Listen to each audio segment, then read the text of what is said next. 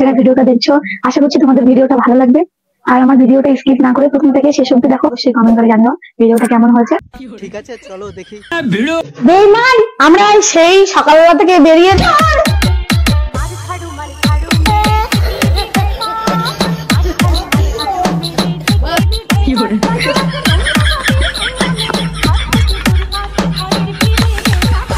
বাহ, সাব্বাস সাব্বাস রানুদি, সাব্বাস।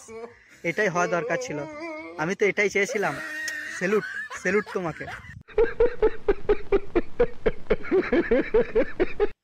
রানুদি, আজকালকার ব্লগারগুলো শুধু ভিউজ পাওয়ার জন্য তোমার কাছে ব্লগ বানাতে যায়।